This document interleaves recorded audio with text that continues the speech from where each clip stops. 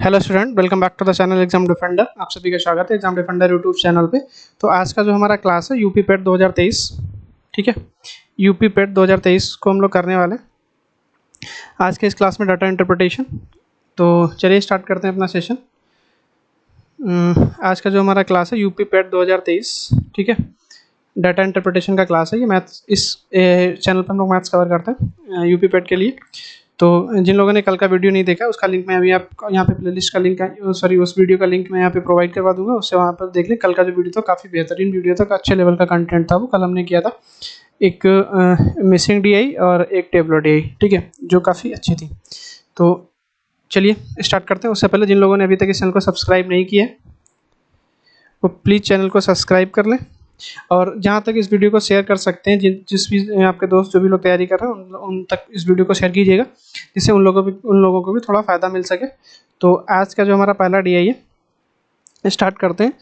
तो ये डीआई मैं इसमें आपको 1 मिनट का टाइम देता हूँ, इसको आप समझिएगा कि क्या चीज़ें ये दे रखी है, फिर उसके बाद में हम लोग क्वेश्चन करेंगे, ठीक है। तो चलिए लेट्स स्टार्ट।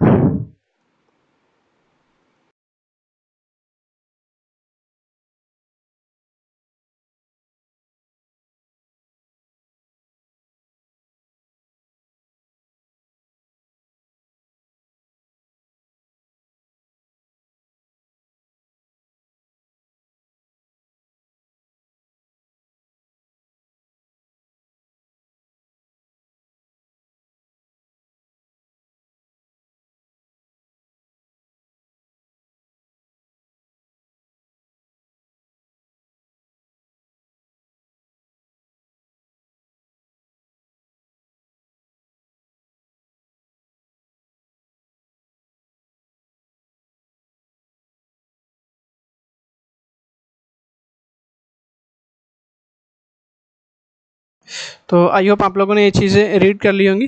तो चलिए अब हम इसको एक बार देखते हैं कि ये क्या है। सबसे पहले डायरेक्शन पढ़ते हैं। वे अभ्यर्थी जो 6 अलग अलग शहरों में अलग अलग वर्षों में 4 राज्यों में शामिल हुए और उत्तीर्ण हुए। तो देखो ये 6 साल हैं, हमारे ईयर दे रखे हैं 2010 से लेकर 2015 तक, 6 साल हो गए। इसमें भी 4 राज्य हैं, आपका यूपी, एमपी, वेस्ट बंगाल और जम्मू कश्मीर। इसमें क्या है, कुछ लोग परीक्षा में भाग लेते हैं। जैसे अगर हम 2010 में यूपी की बात करें तो इसमें कितने लोगों ने भाग लिया है, तो 124 लोगों ने भाग लिया, उसमें से 78 लोग क्या हुए हैं, पास हुए। ऐसे ही 2011 में 234 लोगों ने भाग लिया है और क्या हुए, 124 लोग पास हुए। तो अलग अलग उसमें क्या है। अब वेस्ट बंगाल का जैसे ये रीड करने का हो गया आपका, आप कैसे डेटा रीड करेंगे। अगर आपसे पूछ लेता है कि वेस्ट बंगाल में 2014 में कितने लोग ने भाग लिया, मतलब अपीयर हुए, तो 2014 में हम ऐसे जाएंगे यहाँ तक, ठीक है। ये आ गया वेस्ट बंगाल। तो इसमें 2014 में कितने लोगों ने भाग लिया, 354 लोगों ने, और उसमें से पास कितने हुए, तो 258 लोग। तो इस टाइप से हम डेटा को रीड करते हैं। ये आपके 4 अलग अलग राज्य हैं, यूपी, एमपी, वेस्ट बंगाल और जम्मू और कश्मीर, और उसमें भी आपके 6 अलग अलग वर्ष हैं जिसमें कुछ लोगों ने भाग लिया और कुछ लोग परीक्षा में उत्तीर्ण हुए। अब यहाँ पे हिडन इन्फॉर्मेशन की अगर हम बात करें तो हिडन इन्फॉर्मेशन इसमें ये है, हम इसको हिडन इन्फॉर्मेशन ही कहेंगे, क्योंकि देखो इसमें क्या हुआ है, जैसे कि यहाँ पे कितने लोगों ने भाग लिया, 124 लोगों ने क्या हुआ, अपीयर हुए। कितने, 124। तो जब अपीयर हुए तो उसमें से कुछ लोग पास हुए होंगे और कुछ लोग फेल हुए होंगे। तो जब इसमें से 78 लोग पास हो गए तो जो रिमेनिंग लोग हैं, बचे हुए लोग हैं 46, कितना बचे, 22 इधर बचा और 24 उधर है, 22 और 24 46 लोग जो बचे हैं वो फेल है ना। तो फेल का उसने आपको डेटा नहीं दे रखा, बट आप माइनस करके उसको निकाल सकते हैं, ठीक है। तो यही इसका ये एक बेसिक सा फंड है। तो चलिए स्टार्ट करते हैं अपना क्वेश्चन, ठीक है। तो आई होप आप सबको ये चीज़ क्लियर होगी कि क्या डेटा दे रखा है, किस टाइप से हमें डेटा को रीड करना था, ठीक है। तो अब चलिए स्टार्ट करते हैं। हमसे क्या पूछ रहा है, हमसे क्वेश्चन ये पूछ रहा है कि वर्ष 2014 में पश्चिम बंगाल राज्य में असफल, देखो पूछ लिया ना, असफल का मतलब फेल पूछ लिया, फेल का डेटा नहीं दिया बट निकाल सकते हैं। असफल अभ्यर्थियों की कुल संख्या कितनी थी, और 2022 में और क्या था, 2012 में 2012 में राज्य जम्मू कश्मीर परीक्षा में बैठने वाले अभ्यर्थियों की संख्या कितनी थी। कुछ क्वेश्चन ये गड़बड़ है क्या, what is the number of total failed candidates from state be in 2014 and इनका योग पूछ रहा है। शायद यहाँ पे इसका सम करना था। ठीक है, तो देखो अगर हम बात करेंगे 2014 की, तो 2014 रहा हमारा ये, इसमें भी कौन सा, वेस्ट बंगाल, तो वेस्ट बंगाल हो गया ए। ठीक है, 354 में से 258 लोग पास हो गए, तो जो बचे हुए हैं वो क्या होंगे, फेल होंगे ना। 354 में से भैया 258 लोग क्या हुए, पास हो गए, तो बचे कितने, 96 लोग क्या हुए, फेल हुए। कहाँ पे, वेस्ट बंगाल में। ठीक, इसको मैं अलग से लिख देता हूँ। वेस्ट बंगाल में फेल हुए वो कितने थे, 96। ये कब थे, 2014 में। और क्या पूछ रहा है, और 2012 में जम्मू एंड कश्मीर में परीक्षा में बैठने वाले, तो 12 ये है और जम्मू कश्मीर ये है। तो यहाँ से जब हम सीधा जाएंगे तो कितने थे, 235। कितने हो गए, 235। ठीक है, तो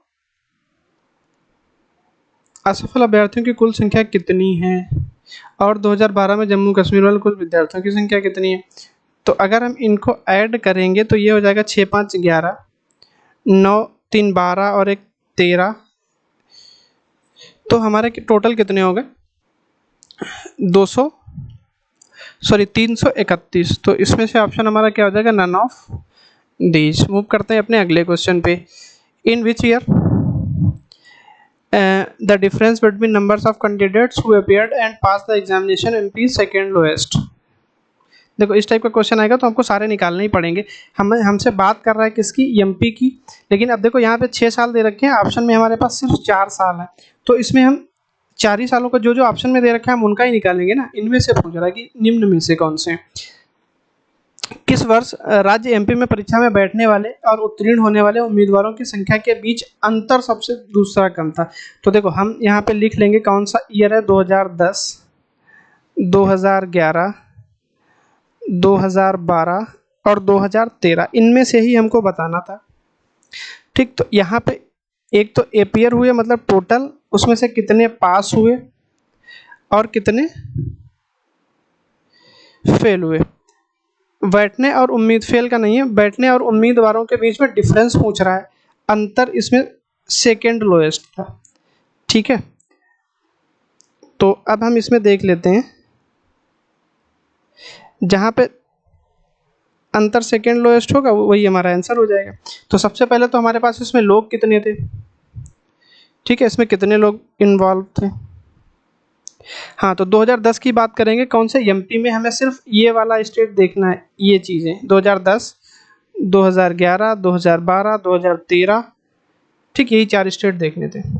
तो हम ये ना बना के हम यहीं पे चलो एक बार लिख लेते हैं। तो इसमें कितने थे, 445। उसमें से पास कितने हुए, 354। 2011 में कितने थे, 545। फेल पास कितने हुए, 435। यहाँ पे कितने थे, 664। इसमें से पास कितने हुए, 454। ठीक है, 135 थे, सॉरी 345 थे, उसमें से पास कितने हुए, 144।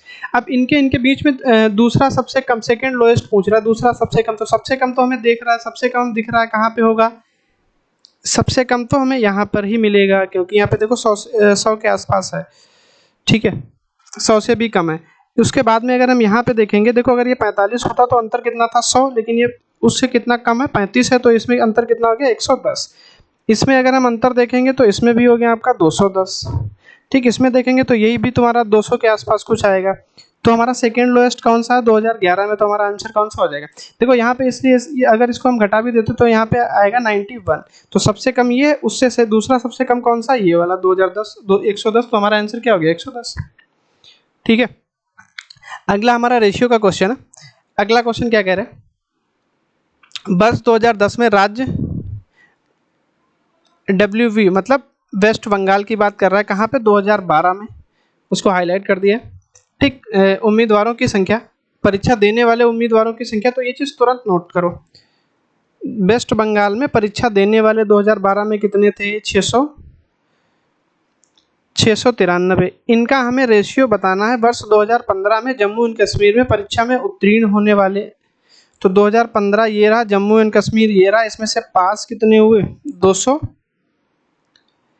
जम्मू एंड कश्मीर का हमें बताना है, पास का तो कितने हैं, 252। अभी देखो ये किससे कट रहा है, 3 से कट रहा है क्या, 3 से कट रहा है तो 3 से कट कर दो, 3 दूना 6, 3 3 9, 3 1 3, और ये हो गया आपका 3 8 24, 3 चक्कू 12। अभी किससे कट रहा है? 7 से कट रहा है। अगर हम इसको 7 से कट करेंगे तो 7 तियाँ 21, 7 तियाँ 21, अगर इसको कट करेंगे तो ये हो जाएगा 12। अभी भी ये 3 से कट रहा है, 3 से कट करोगे 11, 3 से कट करोगे 4, तो हमारा आंसर कौन सा होगा? 11:4। ठीक है, मूव करते हैं अपने अगले क्वेश्चन पे। अगला क्वेश्चन हमारा क्या कह रहा है? अगला क्वेश्चन कह रहा है वर्ष 2011, मतलब ये वाली लाइन, वर्ष 2011 में राज्य एमपी, मतलब ये चीज में परीक्षा में उत्तीर्ण होने वाले उम्मीदवारों की संख्या। तो एमपी में भाग कितनों ने लिया, अपियर कितने हुए? 545, उसमें से पास कितने हैं? तो एमपी 2011 में कितने पास हैं भैया? ये चीज 454। ठीक है, आगे पढ़ो। वर्ष 2014 में राज्य यूपी में परीक्षा देने वाले उम्मीदवारों की संख्या का लगभग कितने प्रतिशत है? तो 2014 में यूपी में कितने लोगों ने परीक्षा दी? 546 ने। तो जो यूपी में था 546, उसका कितना प्रतिशत है? तो एमपी का परसेंटेज बताना है यूपी से, तो 454 जो है आपका, ठीक है, 454 546 का कितना प्रतिशत है? देखो यहाँ पे एक वर्ड बोला है आपका लगभग, तो लगभग में हम क्या करते हैं? एग्जैक्ट नहीं निकालते हैं। तो उसके लिए हम क्या करेंगे? इसको हम मान लेंगे कितना? 46 को 40 और 54 को कितना मान लेंगे? 50। ठीक, हमें लगभग में थोड़ा बहुत अंतर आएगा, वो हमारा आंसर उस हिसाब से ऑप्शन हमको दे रखे होते हैं। तो अगर हम इसको 0 से 0 कट करेंगे, फिर अगर फर्दर हम इसको 9 से काट देंगे तो 9 5 45, 9 6 54। अब अगर हम इसको देखो, अगर हम उसके बाद में क्या करें, अगर हम इसको कट करें, देख लेना कुछ गड़बड़ तो नहीं है। सॉरी, ये कितना था भैया? एमपी का 2011 में मैंने नीचे वाला डेटा ले लिया है पास का, मतलब ये थे आपके 435। इसी चीज़ का आपको खासा ध्यान रखना है। ठीक है, तो ये हो गया आपका 435। अभी देखो, अब ये तुम्हारा 90 से नहीं कटेगा। ठीक है, तो अभी क्या करेंगे? हम इसको 0 से 0 यहाँ पे कट किया, 5 से कट किया आपका, सॉरी इसको 2 से कट करेंगे तो ये आपका जाएगा 27 बार, और इसको कट करेंगे तो 2 से जाएगा 5 बार। ठीक है, अब इसको हम कट करेंगे, इसको देखो 3 से कट रहा है क्या? चलो 27 से कट कर लेते हैं। 27 से करना कितना होगा? 27 बचा कितना? 16। ठीक, 27 से करना 27 और बचा कितना? 16, हो गया 165। 27 छिक्का कितना होता है? 162 आई थिंक। ठीक, तो 6 बार में ये चला जाएगा आपका लगभग। तो 16 पंचे 80% आपका क्या होगा? इस क्वेश्चन का आंसर होगा। ठीक है, तो एमपी का जो आपका परसेंटेज है, मैं यहाँ पे लिख देता हूँ कितना? 80%। ठीक है, अप्रॉक्स में जब पूछता है या तो हमें क्या करना रहता है कि एग्जैक्ट आंसर नहीं बताना, पॉइंट में नहीं बताना रहता, तो पॉइंट उसके आसपास की वैल्यू अपने कन्वीनियंट के हिसाब से ले लेते हैं, उससे हमारा आंसर आ जाता है। ठीक है, अगला क्वेश्चन हमसे क्या कह रहे हैं? पिछले वर्ष की तुलना में वर्ष 2015 में राज्य यूपी से परीक्षा में उत्तीर्ण होने वाले उम्मीदवारों की संख्या में लगभग कितने प्रतिशत की वृद्धि हुई? तो पास होने वालों की पूछ रहा है, तो हम यूपी का 2 टाइप का डाटा निकालेंगे। एक तो पास का, एक तो 2014-15 का। देखो हमसे 15 के पिछले वर्ष में पूछ रहा है, पिछला वर्ष का मतलब कौन सा है? 2014। तो यूपी में देखो ये रहा आपका यूपी, और 14 में ये पास है, 15 में ये पास है। ये चीज़ें लिख लो। 14 में कितने पास है? 346 लोग 14 में पास थे, और 15 में है आपके 435। ठीक है, तो ये कह रहा है कितने प्रतिशत की वृद्धि हुई, तो पहले तो हम नंबर में जानेंगे ना। तो 435 से अगर हम 346 घटाते हैं तो ये आपका आ जाएगा 9, ये आपका जाएगा 8। 89 लोगों की वृद्धि हुई है। तो ये वृद्धि जब हमें परसेंटेज में बतानी है, ठीक, परसेंटेज जब हमें इंक्रीज बताना है, तब हम क्या करेंगे? 89 बढ़ रहे हैं कितने से? 346 से तो 100 पे कितने बढ़ेंगे? तो देखो ये 8 चक्कू कितना होता है 32 और 9 चक्कू 36। ये देखो 80 का 90 का कितना गुना है, 4 गुना कितना होता है 360। अगर तुम्हें एग्जैक्ट कट करना है तो कट कर सकते हो, कोई दिक्कत नहीं। बट हमें जब अप्रॉक्स में आंसर बताना है तो हम ऐसे ही जाएंगे। देखो ये आपका कितना हो गया, ये करीब कितनी बार में आपका जा रहा है। अगर ये 90 होता और ये 360 होता तो 90 को जब हम 360 से भाग करते तो ये 1/4 बार में चला जाता, तो हम मान लेते 1/4 और 4 से इसको कट करेंगे तो 25 आएगा। तो इंक्रीज हो रहा है वो 25 के आसपास हो रहा है, तो 25 के आसपास में हमारे पास एक ही ऑप्शन है, कितना 26%। ठीक है, ये हुआ आपका एक डीआई सेट। अब मूव करते हैं अपने अगले डीआई सेट पे। बहुत ही बेहतरीन डीआई सेट है, आपको थोड़ा इसमें लॉजिक लगेगा। ये थोड़ा सा इसका लेवल थोड़ा सा अप भी है, देखने में सिर्फ एक ही ग्राफ है, लेकिन जब आप इसको करने जाएंगे तो इसमें आपका पूरा प्रॉफिट एंड लॉस क्या हो जाएगा, पूरे प्रॉफिट एंड लॉस का आपका रिवीजन हो जाएगा यहाँ पे। ठीक है, तो 1 मिनट में आप इसको ढंग से रीड करेंगे कि ये क्या कह रहा है और वो चीज़ें अपनी रिकॉल कर लें जो प्रॉफिट एंड लॉस में हम यूज़ करते हैं। ठीक है, तो चलिए एक थोड़ा सा टाइम देते हैं, उसमें आप इसको डेटा को थोड़ा सा समझिएगा कि ये क्या है, और इससे जब हम डिस्काउंट देते हैं तो किस पे देते हैं और कहाँ पे डिस्काउंट देने के बाद वो मूल्य कौन सा मूल्य बनता है, या प्रॉफिट होता है तो वो में कौन सा मूल्य होता है, वो सब एक बार देख लीजिएगा। मैं अभी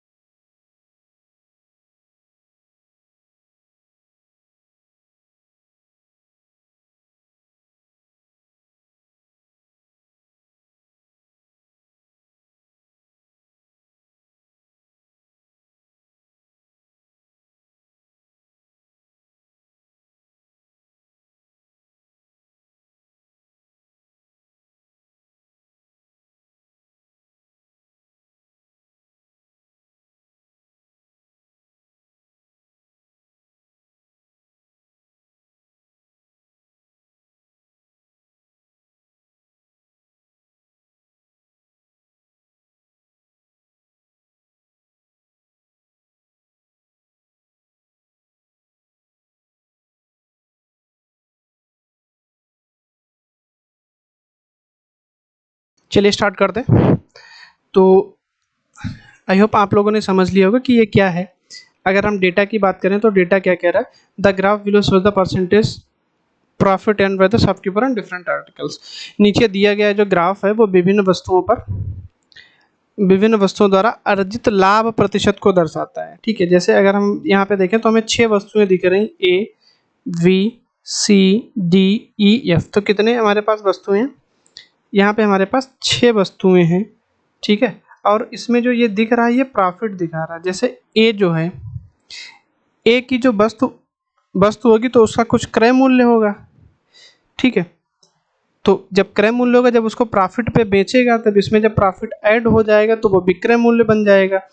तो सीपी प्लस प्रॉफिट बराबर क्या हो जाता है, एसपी। और जब बात आती है डिस्काउंट की, तो वो डिस्काउंट हम किस पे देते हैं, मार्क प्राइस पे।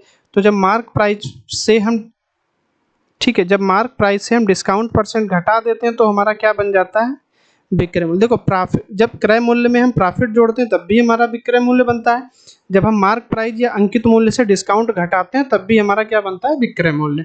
ठीक, एक चीज़ को मैं आपको समझा दे रहा हूँ, एक डेटा को, आगे फिर उसी हिसाब से हम क्वेश्चंस में क्या करेंगे, उसका यूज़ करेंगे। ठीक है, तो देखो अगर हम ए को उठा लेते हैं, ठीक है, यहाँ पे ए पे हमें पता है कि इसका कुछ सीपी है, इसका कुछ एसपी है विक्रय मूल्य, और उसका कुछ क्या है, अंकित मूल्य। अगर इस पे 20% का प्रॉफिट होता है तो इसका कुछ भी मूल्य रहा हो, परसेंटेज में हम हमेशा 100 मान लेते हैं। ठीक, 100%, और इस पे 20% का प्रॉफिट हो रहा है तो ये चीज़ वो 120% में बेचेगा। ठीक, ये चीज़ क्लियर।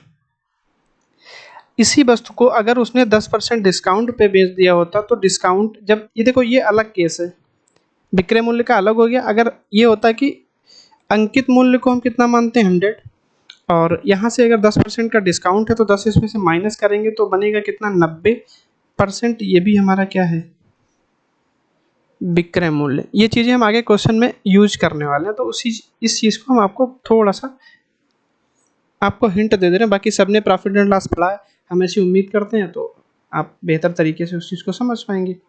ठीक है, तो आपका जो पहला क्वेश्चन है आपकी स्क्रीन पे ये रहा। आपको बताना है कि यदि वस्तु डी द्वारा दुकानदार द्वारा अर्जित लाभ 144 रुपये के बराबर है तो वस्तु डी का अंकित मूल्य ज्ञात करें। यदि वस्तु पर डिस्काउंट 20% की छूट की अनुमति दी गई थी।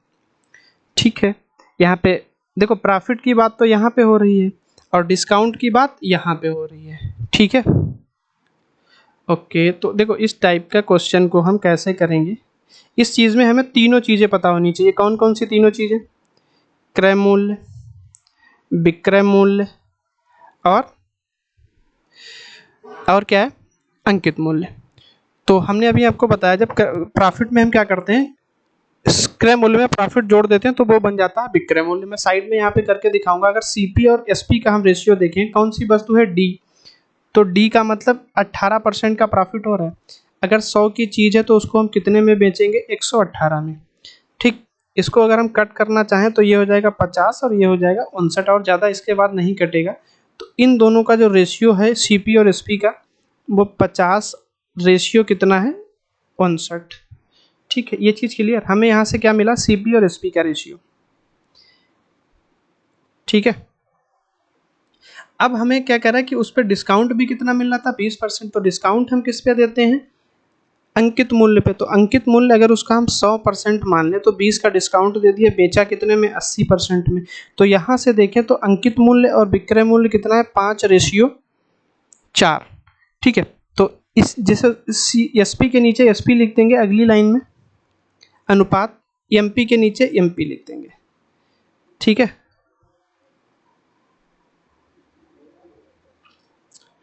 ठीक है, ओके। अब जो हमें इनको कंबाइन करना है तो जो सामने जो स्थान खाली होता है वहाँ पे हम वही भरते हैं। अब इनकी सीधी सीधी करवा देंगे गुणा, तो हमें एमपी सीपी और एसपी का रेशियो मिल जाएगा। तो ये हो गया 200 अनुपात 9 चौक 36, 5 चौक 20 और 3 23, 236। और ये हो गया आपका 5 ने 45, 55 25 और 4 29।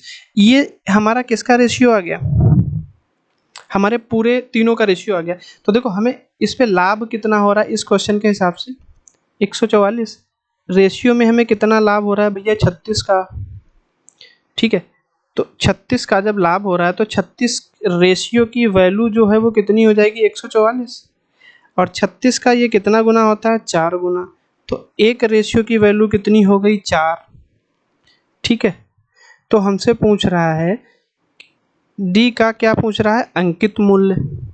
ठीक है, तो अंकित मूल्य कितना है, 295।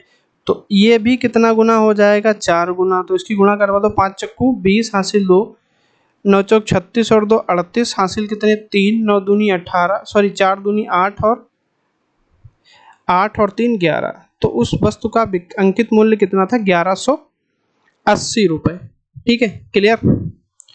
इसमें देखो हमने क्या किया, यहाँ से जो हमने क्या किया, इस टाइप का क्वेश्चन आएगा जब तीनों चीज़ों की बात करेगा तो इसमें सबसे अच्छा तरीका यही रहता है कि तीनों चीज़ों का आप रेशियो बना लें। ठीक है, तो रेशियो कैसे बनाएंगे, जो इस यहाँ पे हम देखेंगे डी प्रॉफिट कितना और 18%, तो वहाँ से सीपी और एफपी का रेशियो मतलब क्रय मूल्य और विक्रय मूल्य का रेशियो निकल जाएगा।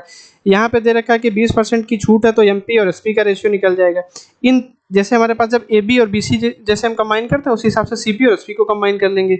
तो यहाँ से हमें तीनों के रेशियो पता चल जाएंगे। हमें 144 का लाभ हो रहा था रुपए में, लेकिन यहाँ पे जब हमने देखा कि 200 रेशियो वाली चीज़ इसने 236 में बेची तो रेशियो में कितना प्रॉफिट हो रहा है, 36 का। तो उस चीज़ को हमने कर दिया बराबर। तो एक रेशियो की जो वैल्यू आई वो कितनी आई, 4 रुपए। तो ये वस्तु का अंकित मूल्य पूछ रहा है, रेशियो में कितना, 295, तो उसका 4 गुना कर देंगे क्योंकि एक रेशियो की वैल्यू कितनी आई थी, 4। तो ये हो गया हमारा 1180 इस वस्तु का अंकित मूल्य। अगला क्वेश्चन हमसे क्या कह रहे हैं, देखो ये वाले क्वेश्चन थोड़े से ट्रिकी हैं, अच्छे क्वेश्चन है, तो इसमें आपको थोड़ा अटेंशन की ज़रूरत है। आप इसको बहुत ध्यान से करेंगे, आप ऐसे इसको नहीं कर सकते। ठीक, अगला क्वेश्चन क्या कह रहे हैं, वस्तु एफ का लागत मूल्य वस्तु सी के लागत मूल्य का 2 गुना है। ठीक, बस इतना पढ़ेंगे हम। एक चीज बना लेंगे, एक हमारे पास वस्तु है सी और एक क्या है एफ। इनका क्या है क्रय मूल्य सीपी। सी से कितना है 2 गुना, तो सी को अगर हम 100% मानेंगे तो उसका 2 गुना क्या हो जाएगा एफ, मतलब 200%। ठीक है, और वस्तु एफ पर अर्जित लाभ कितना है 156 रुपये। लाभ तो हम अभी हमें इससे एस पी निकालेंगे, तो हमारे पास दो वस्तुएं, एक सी है, सी पे लाभ कितना है 10%, एक एफ है, एफ पे लाभ कितना है 12%। ठीक है, तो 200 पे अगर हम लाभ निकालने जाएंगे 12% तो कितना होगा 12 दूनी 24। तो जब हम इसमें 24 ऐड करेंगे तो ये विक्रय मूल्य जो बनेगा, सेलिंग प्राइस कितना बन जाएगा 224%। लेकिन ये कितने से बढ़ा है तब ये हो गया है, ये 156 रुपये से बढ़ा है, तो बढ़ के कितना हुआ 224। और तो जब ये रेशियो परसेंटेज में भी तो कुछ बढ़ा होगा, तो परसेंटेज में ये कितना दिख रहा है आपको बढ़ा हुआ भैया 24%। बस देखो हर जगह परसेंटेज चल रहा है, तो परसेंटेज की वैल्यू 1% की वैल्यू निकाल लो, कहानी खत्म। तो 24% की वैल्यू कितनी है 156। तो इसको अगर हम 12 से कट करेंगे तो 2, इसको हम 12 से कट करेंगे, 12 करना 12, 12 3 36, और फिर इसको अगर हम फिर फर्दर 2 से कट करेंगे तो ये बन जाएगा 6.5 रुपये। 1% की वैल्यू है। तो हमसे पूछ रहा है कि सी पे अर्जित लाभ, सी द्वारा अर्जित लाभ, सी पे कितना लाभ है 10%।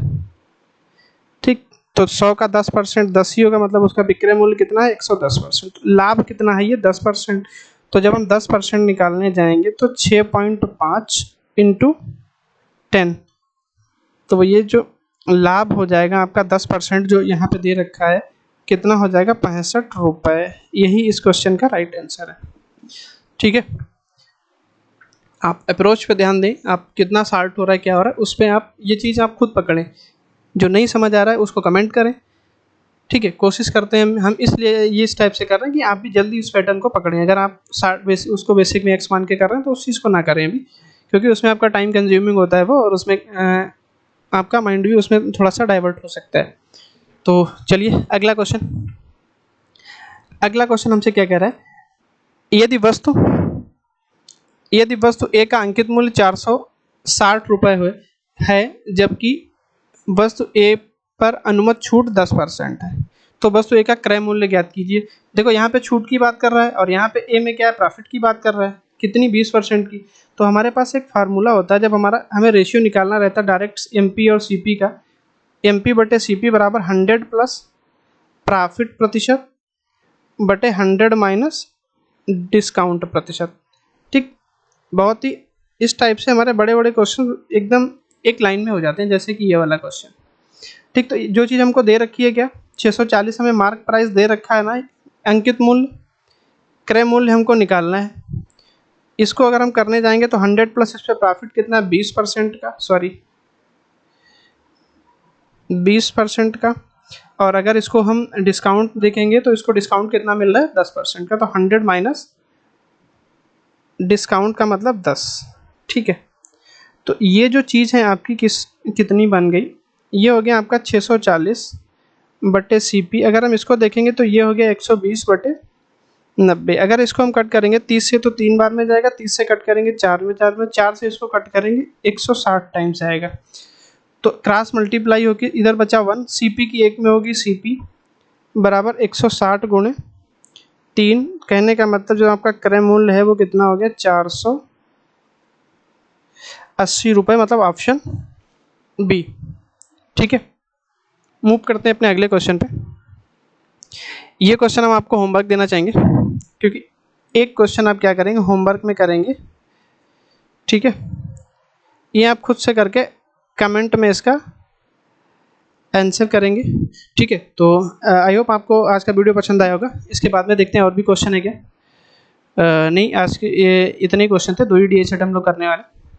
तो चलिए इस क्वेश्चन का आप क्या करेंगे आंसर करेंगे, और इसके बाद में हम आपसे मिलते हैं कल अगले वीडियो के साथ। ठीक है, तो जिन लोगों ने पिछले वीडियो नहीं देखे उनको लिंक मिल जाएगा, यहाँ पे भी वीडियो एंड होते होते आपको स्क्रीन पे ही मिलेगा। तो उससे प्लेलिस्ट का लिंक और वीडियो का लिंक मिल जाएगा, उससे आपको वो चीज़ देख लीजिएगा। जिन लोगों ने अभी तक सब्सक्राइब नहीं किया प्लीज़ सब्सक्राइब कर लें, ठीक है, और इसको ज़्यादा से ज़्यादा शेयर कर दें, ठीक है। मिलते हैं। तो आप इस वीडियो को क्या करें, जिन्होंने अभी तक इस वीडियो, हाँ लाइक भी करना है, जिन्होंने अभी तक इस वीडियो को लाइक नहीं किया वो लाइक कर दें, शेयर कर दें, चैनल को सब्सक्राइब कर लें, ठीक है। ये है हमारे अपने चैनल का लोगो, यहाँ पे अभी आपको वीडियो का लिंक मिलेगा जिससे आप और भी वीडियोस पे जा सकते हैं। जो भी पिछले वीडियो उन सबका प्लेलिस्ट मिलेगा, वहाँ से देख लीजिएगा। तो thank you so much for watching my video. जल्दी मिलते हैं अगली वीडियो के साथ, तब तक के लिए बाय बाय।